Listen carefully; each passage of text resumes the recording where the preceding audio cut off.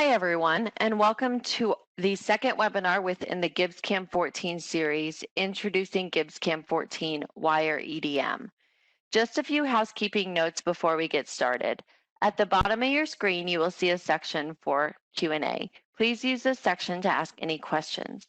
We'll be answering your questions at the end of the presentation, and we'll do our best to answer as many as we can. Any questions we aren't able to get to will be sent to an expert who will reach out to you directly. Today, you'll be learning on how the new GibbsCAM 14 incorporates a new wire EDM option based on Camtek Opticam proven high-end solution from application engineer Stephen Offenbach. With over 40 years of manufacturing experience, Stephen has 24 years of experience as a GibbsCAM senior application engineer. He has experience in EDM, surface modeling, solid modeling, 3D machining, as well as training and supporting of GibbsCAM. Stephen has worked across many industries to assist companies to achieve their manufacturing needs. At this time, I'd like to hand it over to Stephen. Okay, thanks, Tess. And here we go. So, thanks everyone for joining us here today. Today we're going to talk about the new EDM solution. So we're going to cover several different things here with the EDM solution, from simple to 4-axis, and then we're going to finish up by showing you how this is all going to integrate and make your life a little bit easier. So as you see here, we have just some simple part and just some 2-axis wires, what we're going to start with. The Opticam product is a solid-based product. So what we're going to be showing you here is working with solid models. It makes it really easy to do wire with solid models, especially when you get into 4-axis, and we'll get into some of that as we go. So as you see here, we have a new pull down here. It's called Opticam. Right now it's grayed out. Now the way to trigger this is quite simple. Just go over to the document page. You look for something that says vertical wire EDM or horizontal. I've discussed horizontal with some of my colleagues, and I don't think I've ever seen a horizontal wire.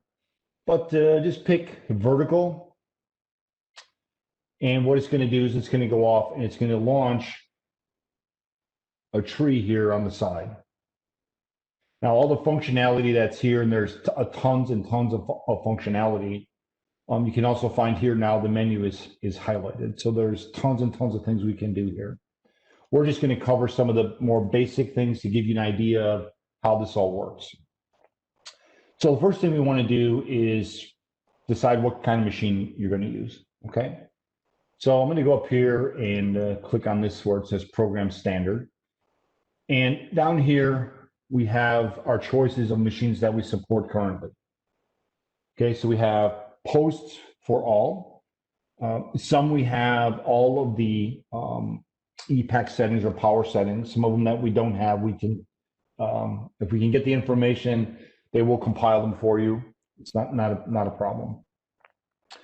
What I'm going to use in this presentation is for Mitsubishi. It seems to be pretty common. So I'm going to pick that, and I'm going to go ahead and load the post processor. Now this kind of loads a generic post processor in the background, and there's other things we can do, but for now this is good enough.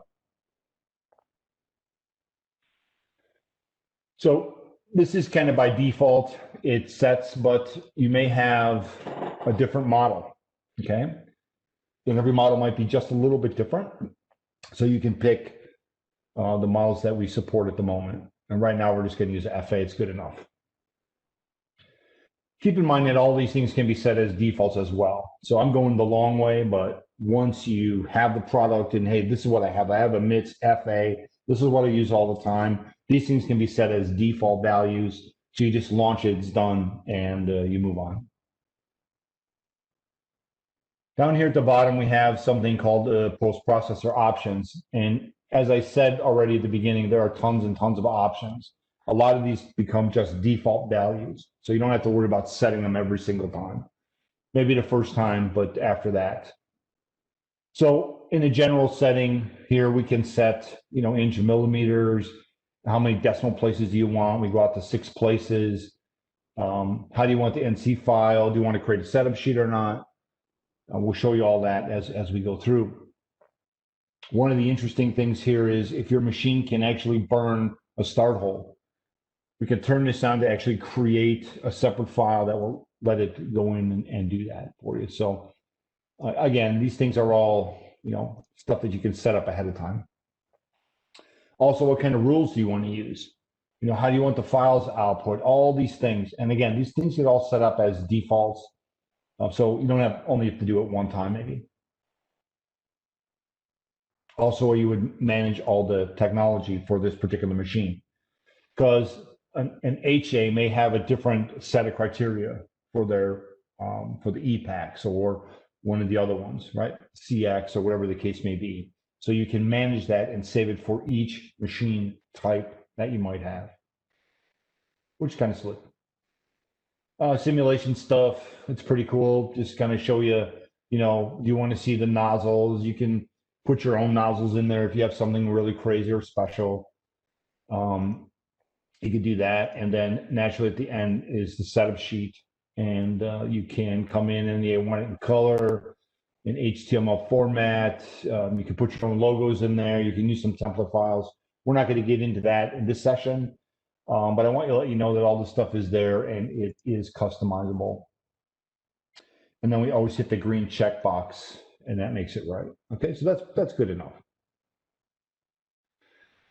And I'm just going to go through the tree. It's a little boring, but the first part here give you a feel, right? Okay, so the origin, you can leave the origin where it is. And typically, when you get the file, you're going to set it up in Gibbs, and you're going to have the origin where you like it to start with. That's the recommendation. Right now, we don't have any strategy because we didn't really set up any of the technology, so we really don't know what you want to do. And here, we'll click on the technology, and we're going to set up the technologies. Okay, so you can either come in here and pull these pull downs down. You can create your own if you know what they are. Or in this case, because we have them already, we can load the technologies. Now this is preset based on the FA because I have some of these things set as a default. So what I'm going to do, we're just going to do a reset. And I just want to show you a couple things here. There's a couple different ways you can do this with the EPAC settings. If you know what you want, you can type it in as golden. Or you can just hit search. And what's going to happen is it's going to go through and it's going to search this database. Now, right now, there's like 1,500 and almost 1,539 different combinations of what you could possibly have. And you can go through this and you can search this and you can pick the one you like. If you want to search through that way, that's fine. What I believe most people are going to do is they're going to say, okay, I'm using brass wire, 10th thou diameter. I'm going to be cut in steel. The thickness is around that. I'm good enough with that. And I want to do 3 cuts. And then I'm going to search that. So based on just these pieces of criteria, it goes on into the database and it finds something similar or close. Yeah? Easy peasy. Now you could set the submaterials and the RAs and all those kinds of things if you know what you want. But in most cases, hey, this is good enough. I'm just going to select this one here, goes to another dialog and says, hey, do you want to have the lead in and lead offs on a register, yes or no? We're asked that question because we don't really know. And then all of it's good, fills in the values here for me, and I'm golden, ready to go. If you have some workpiece conditions that we can set, you can just use a bounding box. And this is for simulation now, okay? Bounding box, a solid or an STL file. We'll talk a little bit about that, in the next file. Okay, so far so good. So these are just like global settings. Okay, so now we're going to come down and put some wirepath on. This work gets cool. So under the operation here, we're going to do a right mouse click and we get a menu here. And again, if you like the keyboards, you can use the keyboard functions, but I like the mouse. So I'm going to do what we call manual. We can do automatic, which we'll talk about, and manual, and they both have their advantages. Right now, I'm just going to do manual. I'm going to come down here and I'm going to say, use the face that I select for the lead on. Okay. So what I'm going to do is just go over and pick a face of this solid where I think I want to start. Okay. So I'm going to come over here. You can see the arrow there on this cutout. I'm just going to click it. And there you see it turn purple, magenta, whatever color you want to call it. And that's the toolpath. And that's how easy it is. I wish I could make it look harder, but I can't. I could pick anywhere. I could pick over here. I could pick over here. I could pick over here, wherever I want to pick. And that's where it will start.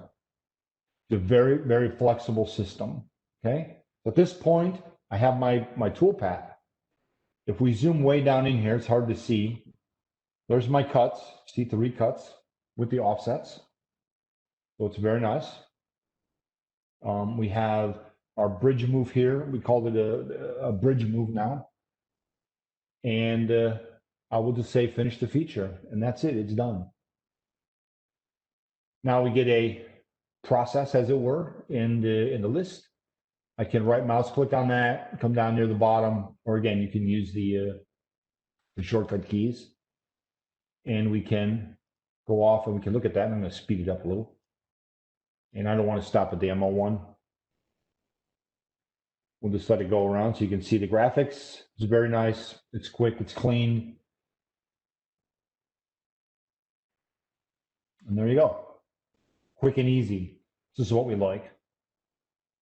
From here, I can just go in and just post it. And let's just do that. We'll just call this cross. Oh, it says I already have a name there. That's fine. So it won't let you overwrite anything, which is kind of nice. And then there's the code. Okay, so here's the G code. So you have the H off settings, the Z settings. You have all the things you need, EPEC numbers, all the things that this particular machine would like. And again, if this isn't close enough, which it looks to me to be pretty good, they can always be adjusted. Not only that, we created a setup sheet here with the part, gives us some information about the part. Okay, so it's quick and easy. So in a short amount of time, we can read in a file, set up some technologies, pick one face, it finds everything, and we're good to go. Post it, and we're off and running. It's a huge advantage to use a solid. Now I'm going to do one more just to show you as we go now to get a little bit deeper. Again, I'm going to do manual just because I'm going to pick that hole there. Now also, as we go through this, some of these things you're going to see that it gives us some information about the shape that we've selected. So like in this case here, it says it is a cylinder, it gives you the diameter, it tells you it's a single phase. So in case some of those things are important to you, it gives you all that information as well. So now we have 2 operations. We can post them together or single, it really doesn't matter at this point. However, under each one of these, you'll notice that there's an arrow. Oh, I'm sorry, a plus and a minus. And as you go down here, you can double click on everything, and everything here has some functionality, some feature, okay, that you can change. You want to get the heights from somewhere else. You want to go left or right. I mean, it just depends what you want to do. So everything is customizable and everything is editable, as it were. You can change whatever you like. I'm going to come down here and open this up. And then for this particular segment now, we have different things we can do. We can physically change the technology. So we can set a global technology and then change it for 1 or 2 different things. It just depends. It seems to be easier that way. Change the lead in, lead outs, which we'll talk about. Put corner reliefs in. I mean, all these kinds of things. This is crazy stuff. In this case, I want to do a pocket here. So I click on pocket. I don't know, let's go 20 thou. You see the toolpath there as it moves in. Thinks there's a hole there, and we're good to go. Now from here, we can go and we can simulate this so you can see the whole process if you'd like. Again, I'll speed it up a little bit just so you can see it.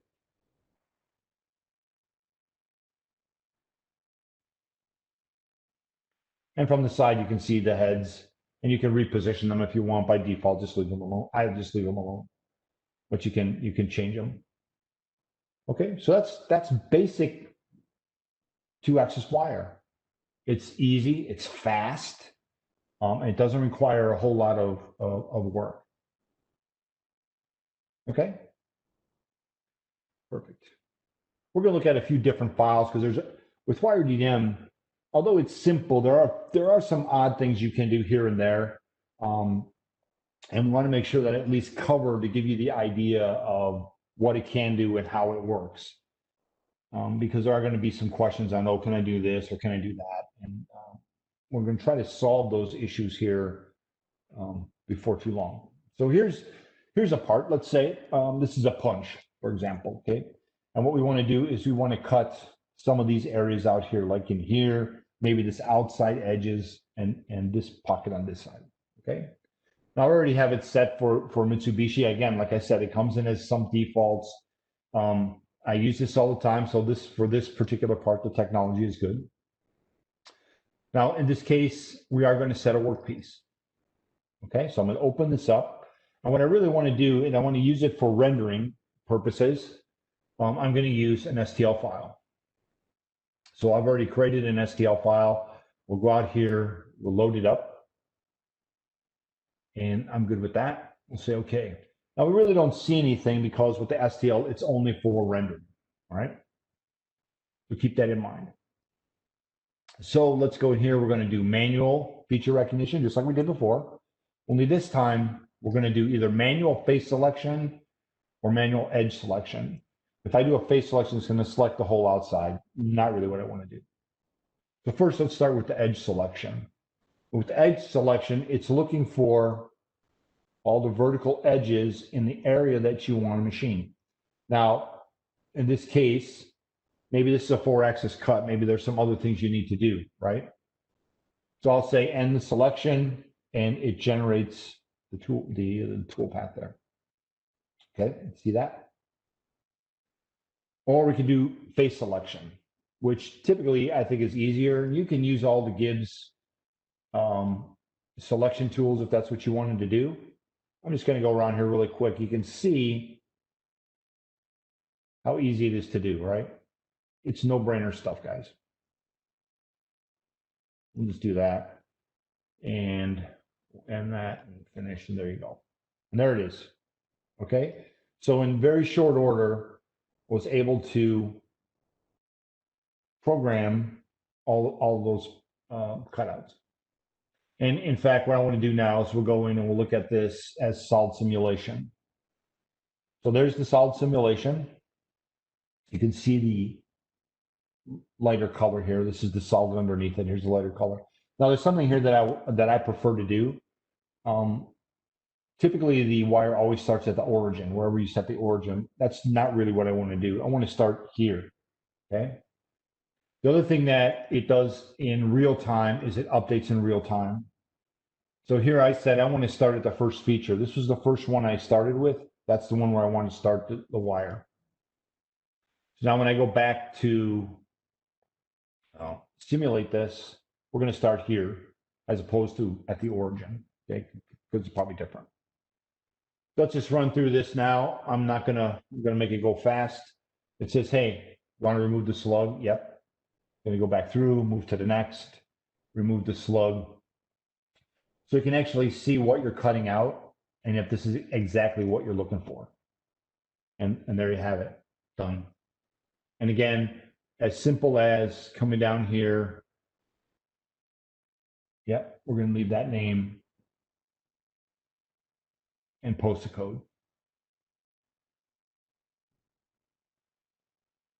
Okay, easy peasy. Now, one thing I want to show you on some of these things, I'm going to open this up all the way down here. And this is probably something that everyone's going to do at some point, and that's rechange the lead in and lead outs. Okay, so here we have, again, another dialog with a bunch of default settings that you can set and save. You can set the start hole size and length, the endpoint, and where do you want to go. Right now, it's just automatic based on some values that we put in there. Or you can set your own lead in and lead out. And right now, it's all just set to 0. So it just comes out like that. It's okay. You can change the angles. For example, we can make it 45. So it leads in at 45. I'm going to zoom down in here. Maybe we want to arc in. See the arc It's again, it's all real time stuff. So the arc change, I made it a little bit bigger. Okay. So you can do all these things and it's all real time. You can in fact then say, oh gee whiz, I want the lead out to copy the lead in. And you can do some of those kinds of things as well. So there's a lot of different crazy things you can do. And if you like this and say, hey, this is kind of how I do everything, this you can save this and this becomes the default, right? Until you change it the next time. So I hope that makes sense to everyone, but I think it's pretty cool stuff. Okay, good. So far, so good. All right, moving on. Let's look at a little bit of a 4-axis part here. Now, again, I mentioned at the beginning that OptiCAM is a solids-based product. And it's really good for 4-axis parts because typically with wire, these are going to be ruled surfaces. And the bigger problem I see a lot with wire is the sink lines. So as the wire goes around, how's it going to sink? And you can see that this has a pretty big taper. Okay. And I'm going to leave this where it is. Let's check the technology. I'm just going to leave it where it is. It's good enough for me. And I'm going to go in here. And again, we're going to do manual feature recognition. Let's just do manual, use this face. I'm going to pick that face right there. And I have my 4-axis. Now, what you'll notice is that I didn't tell it was 4-axis. I didn't say anything. I just said, pick the face. Software is smart enough to go in there and figure out, hey, this is a 4-axis cut. It'll tell you that. All the faces have 5 degrees, has 24 faces, and it's closed. We can finish that, and we're good to go. And they call it constant taper. So if we go to simulate that just for the sake of doing it. Oh, I'm starting there. Let's, sorry.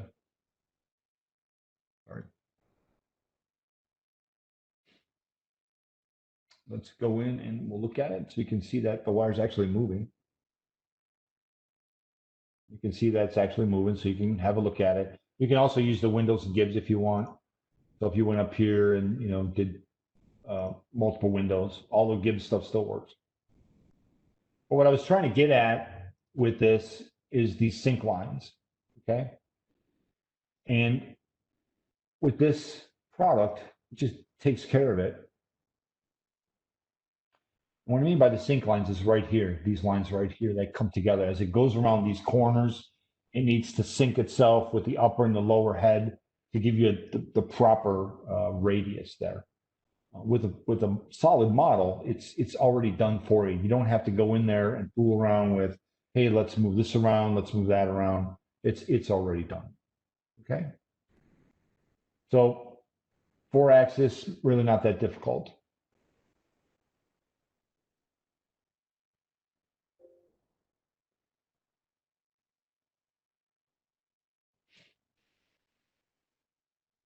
So what I've showed you so far is all the manual stuff.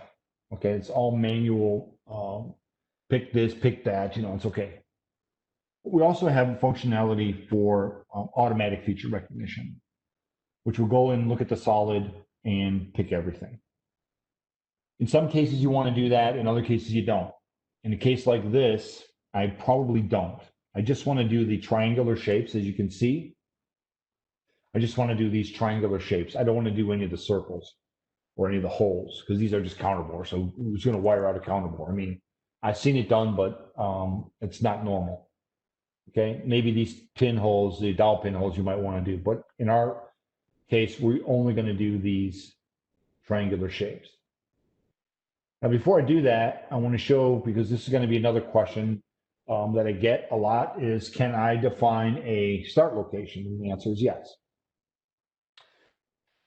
The difference here in this product is it needs to be a cylindrical surface. So what I'm going to do is I'm just going to build some geometry here, just to kind of show you something kind of cool. And we'll make everything you see here today is available to you. So not to worry. Okay. So I love the version 14 geometry stuff. It's pretty cool. All right. So I just created some start points, and they could be anywhere. It doesn't really matter. They could be any size. I don't really care about that either. What we've done is we've created a small macro that allows us to, I'm just going to run it here. And what it does is it just picks the geometry and it creates a cylinder based on that circle size. So it doesn't matter what the circle size is. All it cares about is the location, and it will find the height of the block for you automatically and put these cylindrical surfaces in there. Makes it really kind of cool, right? And it's easy. And of course, you can have that macro. It's not that big of a deal if it helps you out in your daily life. We have created a couple of different ones to do that with.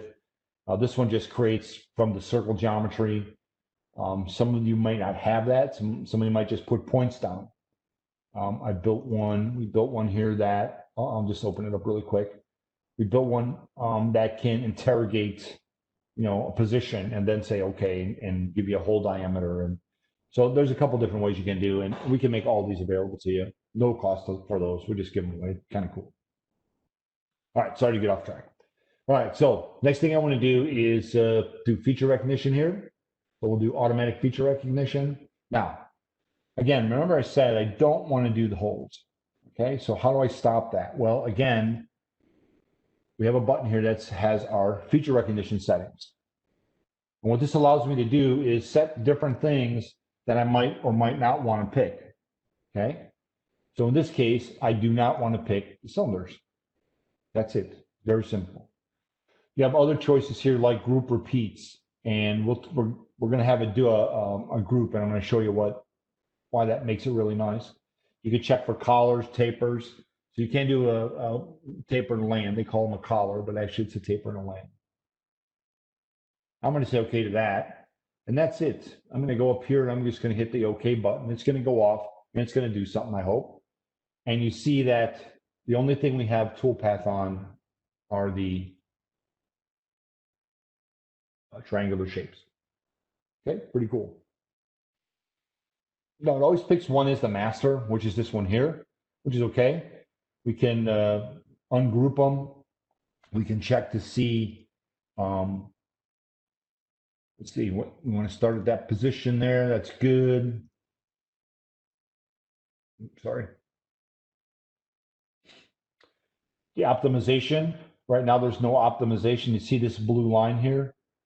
So when you have groups of parts, it kind of figures it out for itself. Like, hey, I want to go this way. This seems to be the best way. I'm going to go okay with that. I'm good with that. So that's how it's gonna cut. So it's pretty straightforward stuff. Now we could, in fact, pick this ourselves. Okay. Now the advantage of having a group, if you're doing a lot of the same kind of things, is that if you have to change something, right? Let's say we want to change the lead in for whatever reason. I don't know. Pick something. We want to change the lead in. I don't know, or the lead out, or the angle, anything. It's across the whole entire group, not just one particular thing. Okay, it's across the whole group, which is really nice. If you like this kind of thing, but you say, hey, listen, I don't like the automatic stuff. I've gotten pretty good with the manual stuff. Okay, let's do that really quick. I'm just going to delete that group. And I'm going to go in here and I'm going to say manual. Now, this is really cool because at this point, I don't care where I pick it. Okay, I'm just going to go through here and I'm going to pick these guys like this. And notice I'm picking in two different areas. And when I finish the feature, I'm going to have, a few different ones. But notice, even though I didn't pick in the right spot, it still found that start hole and it put the toolpath there. So it's not just random, right? It has some idea of what it can do. Even though I picked any face on there, it still knew where to go. Now from here, I can grab them all and I can say, hey, group them together. And now it's a group. So if I do want to make any changes to that group, I can. It makes it much easier, especially if you're doing lots of the same type of shapes, like in this case, where we're doing triangles. Okay, just a couple of things there with automatic feature recognition and doing some grouping. All right, one final thing, and this is going to bring what I want to try to explain here is to bring this whole thing full circle, and that is how is this actually going to work with Gibbs? How are we going to do things with Gibbs and do this and do that? Okay, so in this case, what I want to do is I want to machine this part with this weird shape in the middle here. I want to wire.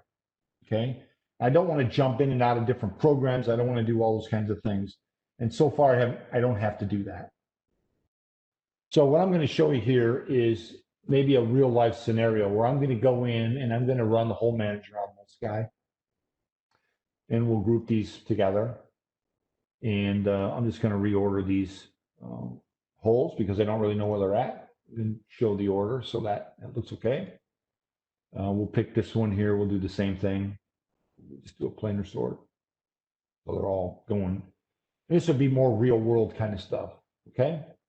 So I'm happy with that. Next thing I want to do is let's drill the holes. So I'm going to go up here. I'm going to load some process stuff that I have. And I don't really care about the size right now. I'm just giving you a scenario what could be done. We'll go up here and we'll select, oops, sorry. We'll select that group of holes and I'll say do it. And I've drilled the holes. So quick and easy again. And then I want to go in and I'm going to go do these big through holes. I'm going to use a 1/2-inch tool. And what we're going to do here is we're going to drill them and helical mill them. Okay. So if I look at this, now this isn't a Gibbs rendering. So if I look at this in Gibbs rendering, we'll go through, I'll just make it go really fast. Go through, pounds out, drills holes, does this, does, whatever the case may be. In this case, we're just doing holes. We could do chamfers or milling or whatever the case may be, right? At this point, what I would do, and what I've already done just for time, is create an STL file. So from this model here that we just machined, I created an STL file. Okay, so far so good. Now it's time to wire this out, and there's a couple different things I can do. Let's go in here and let's create. And again, I'm trying to give you a sense of what might be some real world scenario. Let's do that. I'm good with that. I'll pick that, just make a tube there. There we go. So that's good there. Now I need to go to Wire EDM.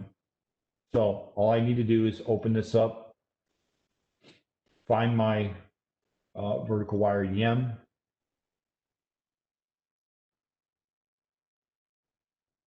Launches it, right? Unlike for those of you who have used the old Wire, it doesn't change the interface. All these functions are still available to you. All it does is add this. I'm going to go in. We'll do some manual. Just pick that face there. I'll say go, and it's done. So just like that, we're able to interact with Gibbs. So we could do all the milling, all the things you want to do. And oh, by the way, I need to do some wire on it as well, all in the same file without having to jump out of the file, save another file, do this, do that. It all works together. Okay. So that's really the bulk of the new Wire EDM product. There are a lot more things you can do. Trust me, there's gets very deep, very fast. And this session was just to give you an overview and some idea of how cool it really is and how fast it goes. And it goes pretty good. So with that, that's about what I have. I think we'll get Tess back on the line here and see if we have any questions that we can answer for you. Great. Thank you so much, Steve. Yeah, so if, as a reminder, guys, if you guys have any questions, just plop them in the Q&A. So we'll go ahead and get started. We have a couple questions coming in. So the first one is, Dear Steve, is it possible to generate the entry point for pre-drilled purpose? Yes, that's what the cylinder is for pre-drill. So if you want to pre-drill something, yes. Perfect. Can the stock file be positioned in the session, or does the origin need to be correct prior to import? No, you can move it around. So even if you had a solid model and you brought it from somewhere else, you could position it in Gibbs just like you would normally position anything, and then and then just run it, and it's good. It's good to go. Okay. How do you add bridges? There is a place in here where you could just say, I want to add more. What's it called? You can add or remove features, and that's what we would do. We would add a feature, or we'd add a pattern. We could add a segment. That's how we would do it here. Add a segment. You can also do multiple starts. So we could have multiple start points like this in here, and it would pick up and build multiple start points as well. Okay, perfect. Yeah, it's pretty much automatic. Perfect. Next question. How would you post for machining and wire? How would I post? Mm-hmm. Okay, it's very simple. You just come down here at the very bottom. It says output, the NC file. You just click it, give it a name, whatever that might be. Let's call it test. It says, yep, there's already a name. I didn't have the technology set up all the way, but that's okay. It's just warnings. And then there's the code. That's simple. Then you would save this. This is a notepad. So just a text file. Perfect. Another question we have is the OptiCAM option still in beta for us? It is. It is still in beta. Yes, that is a good question.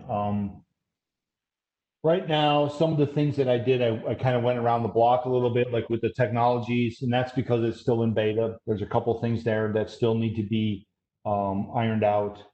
But if you want to use it, it works. It posts. But there still are some weird things here and there that it does. But I think we're anticipating first quarter of next year that could be released. I could be wrong, so don't hold me to that. But it's getting close. But you can use it. You can get it now if you want it, of course. Perfect. How do you separate machining from wire when posting? Well, I would just turn this back to my whatever machine you're running here, right? Whatever your 3-axis wire is. I'm sorry, mill is, whatever it might be, and then just post this normally with Gibbs. So you post 2 different ways. It's not one post for both, right? Mm-hmm. Yeah. Okay. Thank you. We have time for a couple more questions. The next question is, can you cut wireframe geometry? Yes, we can.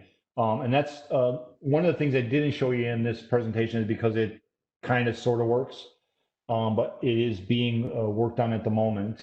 And the answer is yes, when it is released, it will cut wireframe geometry. Okay. And the last question we have time for today, can you cut different height blocks in the same file, like for overnight cutting? Yeah, one of my customers does that all the time. They do different heights, like they might have a 1.5-inch block and a 1-inch block, and a large plate like what you see on the screen, and has many cutouts. So what they'll do is they'll set it all up, and yes, we can do it. Cut everything, and then come back in the morning, drop all the slugs, and they're happy. But yeah, it can be done. Yes, as long as the machine can do it, right? So the machine has to be able to know that it can, break the wire, raise the head, move over, lower the head, whatever you have to do. But yes, it can do it. Perfect. Well, that is all the time we have today. Thank you for joining us today. We hope all of this information has been of value to you. If you asked a question and wasn't answered in our live Q&A, an expert will reach out to you shortly. I'd also like to invite you to learn more in an upcoming series, or in the upcoming series for GibbsCAM 14. You can find the link as I'll post it in the chat. Thank you again, and have a great rest of your day.